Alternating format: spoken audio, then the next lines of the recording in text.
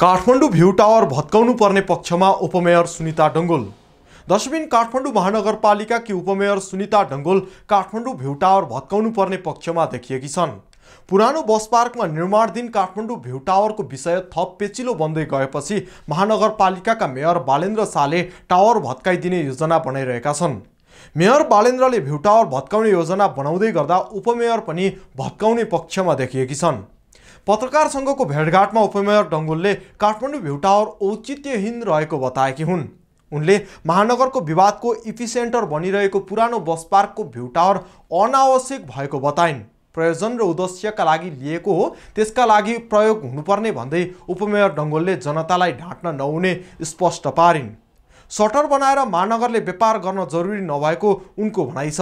उनले बिल्डिङ र सटर बनाएर महानगरले जनतासँग व्यापार गर्नु जरुरी नभएको धारणा राखिन्। उनले भनिन्, जहिले पनि म पिपुल्स फर्स्टको पक्षमा हो। जनतासँग जे गर्छु भनेर लिएको हो, त्यसैमा प्रयोग गर्नुपर्ने हुन्छ, मेरो स्पष्ट मान्यता छ। हिजोको मान्छे छैनन् भन्दैमा आजको पुस्तालाई थाहा छैन भनेर ढाँट्न पाइँदैन। उपमेयर डङ्गोलले महानगरमा ऐतिहासिक पुरातात्विक सम्पदा मासेर बनाएका अन्य संरचनाको समेत अध्ययन हुनुपर्ने बताइन्। ठमेलको छाया सेन्टर पनि आवश्यक अध्ययन गरेर निर्णय लिन आवश्यक रहेको उल्लेख गरिन्। होटल हिल्टनको विषयमा पनि अध्ययन गरिने उनले बताइन्। उनले भनिन्, मुद्दा चलिरहेको बेला मैले बोलिरहन त मिल्दैन, तर मेरो व्यक्तिगत विचार भनेको पोखरीमा बनेको त्यो संरचना भत्काएर पोखरीलाई जीवन्त दिइनुपर्छ। उनले सम्पदा संरक्षणको कुरा मात्रै नभएर अब सम्पदालाई मास्दै जान नहुने बताइन्।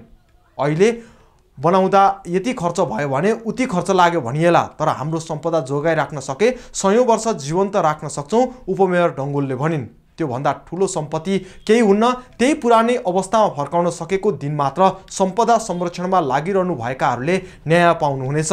मेयर शाहले महानगरका प्रमुख प्रशासकीय अधिकृत सरोज गुरागाईले अनियमितता गरेको काठमाडौँ टावरको नक्सा पास गरिदिएको आरोप लगाउँदै कारबाही गरेका थिए। उक्त विवादसँगै टावरमा नीतिगत भ्रष्टाचार समेत भएको मेयर शाहले बताएका छन्। दशबिन काठमाडौँ टावर निर्माणमा नीतिगत भ्रष्टाचार भएको बालेनको आरोप रहेको छ। काठमाडौँ महानगरपालिकाका प्रमुख बालेन्द्र शाहले पुरानो बस पार्कमा निर्माणाधीन व्यावसायिक कम्प्लेक्स काठमाडौँ टावरमा अनियमितता र नीतिगत भ्रष्टाचार भएको आरोप लगाएका छन्। सामाजिक सञ्जाल फेसबुकमा उनले लामो स्ट्याटस लेख्दै नक्सा पासदेखि कसरी अनियमितता भयो भन्ने आफ्नो दाबी उल्लेख गरेका थिए। उनले महानगरलाई 1 अर्बभन्दा बढीको आर्थिक क्षति हुन सक्ने र ठेकेदारलाई अर्बौंको फाइदा पुग्ने दाबी पनि गरेका थिए। यो प्रक्रियामा कर्मचारी, जनप्रतिनिधि र ठेकेदार बीच मिलेमत भएको हुन सक्ने प्रमुख शाहको आरोप रहेको छ। वातावरणीय प्रभाव, सामाजिक तथा आर्थिक प्रभाव मूल्याङ्कन हुनुपर्नेमा व्यवस्था गरेर अवैधानिक किसिमले नक्सा पास गरिएको उनले उल्लेख गरेका छन्। भवनको नक्सा पासको प्रक्रियामा धेरै गम्भीर त्रुटि भएको र महानगरलाई आर्थिक क्षति पुर्याई केही सीमित व्यक्तिको नाफाका लागि नियमित भ्रष्टाचार भएको उनको आरोप रहेको छ।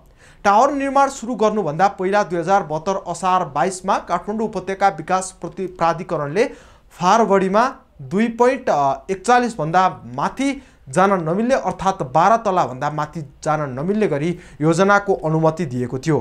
तर तला थप प्रक्रियामा प्राधिकरणबाट कुनै पनि राय अनुमति लिएको पाइएन, उनले प्रश्न गरेका छन्। 12 तलालाई 19 तला बनाउँदा पुनः प्लाटिङ फर्मिङ लिनु नपर्ने हो। तला थप हुँदै गर्दा वातावरणीय प्रभाव, सामाजिक तथा आर्थिक प्रभाव मूल्याङ्कन गर्नु नपर्ने हो। भवन निर्माणमा धेरै कुरामा लापरवाही, जबरजस्ती र अवैधानिक काम भएकाले यसले कानुनी प्रक्रिया मात्र मिच्दैन, भवनबाट जोखिम पनि बढेको प्रमुख शाहले उल्लेख गरेका छन्।